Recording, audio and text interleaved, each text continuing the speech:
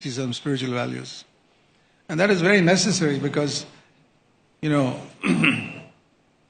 I thought I would be working with Brother Bhakt Singh, and we were married by him. He was the only man of God, I have to say, that I have respected in this country.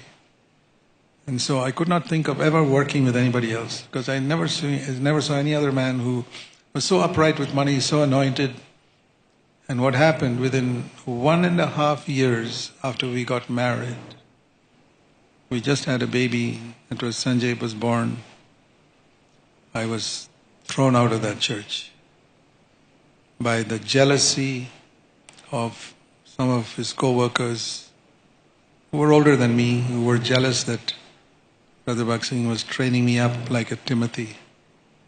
So we were stranded. I did not know what I'm going to do. And we wandered around, going to some meetings here, some students meeting here, with no clarity. And she was so discouraged because we had a little baby, we didn't have much money, we didn't even have money to rent a house.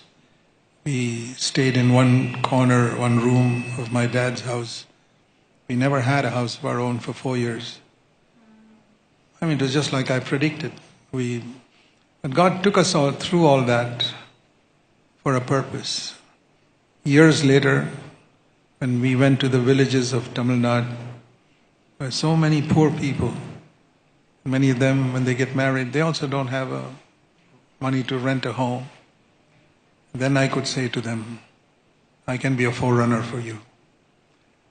I know what you're going through. I've been through it myself. I had to live without a home after getting married for 4 years. So, God trains us in everything for a ministry in the future. I say ministry does not come by Bible study or thinking clever thoughts. If you're not willing to go through, I said, Lord, I'm willing to go through anything. Anything. Anything you plan for me in anything, I'll go through it, but help me to fulfill your will. And so that's the way he trained me. And at that time I did not know. And I had a wife who stuck with me throughout. When she was considering marriage to me, she prayed and said, Lord, I can't preach. She had heard me preaching so powerfully, even when I was 24 years old. And she said, I can't preach like him. And the Lord told her very clearly, you don't have to preach, ever. He is my servant. You just take care of him. And that's what she's done all these years. And I'm very thankful that she's never once asked me to buy anything. When we had money, we bought. When we didn't have money, we never bought. Never did we get into debt in our entire life, not even 1 rupee did we have to borrow. We were in great need many times, but we'd say, okay, we live with what little we have. And when we had children, we lived with what little we had.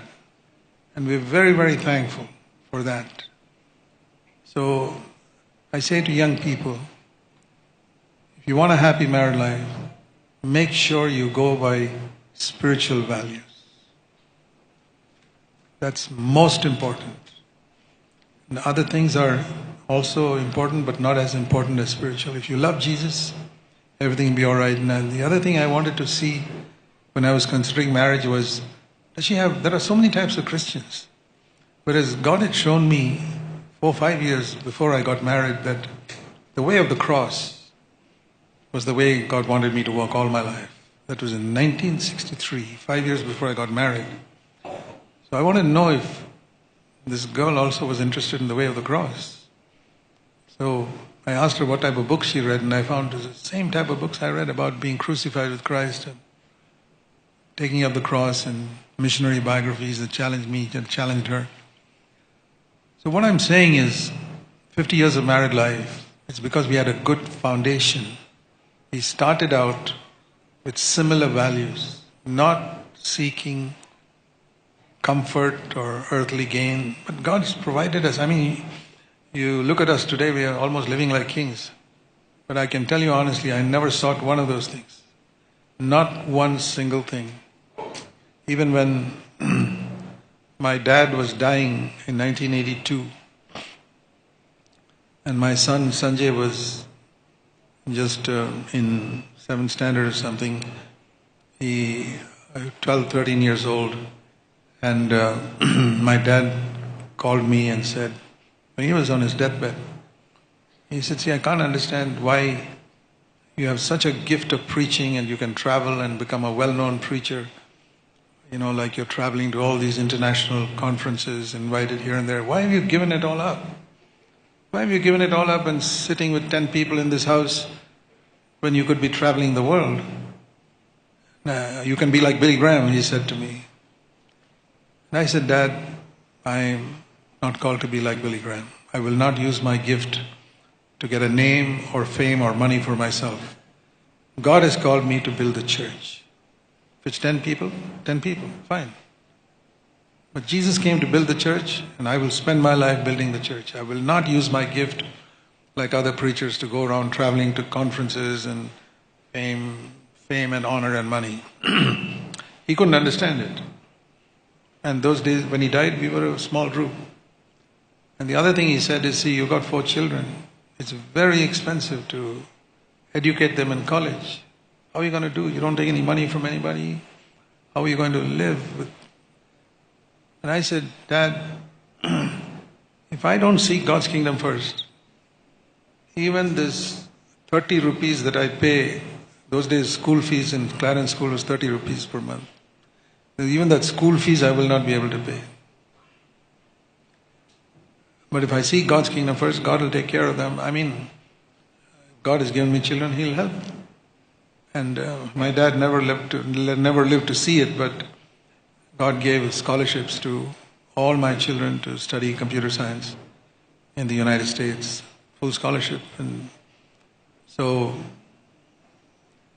then through the years, how God has opened so many doors and planted churches in so many places that I don't know whether my dad could see from heaven, but if he can see, he will look at me and say, son, you were right.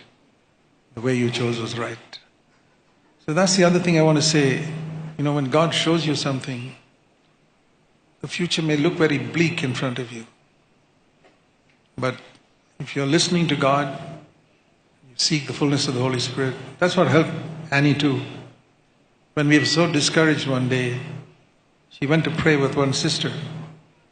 And while she was in prayer and saying, Lord, why am I so discouraged? I used to be so devoted to you when I was single. And here I am struggling. And and there was so much complaints and bitterness in her heart about the situations, not against me, but against all the circumstances of our life. And she confessed it all, and God filled her with the Holy Spirit, and suddenly she who was so much against speaking in tongues, she says suddenly she began to speak in an unknown language, and she couldn't stop. She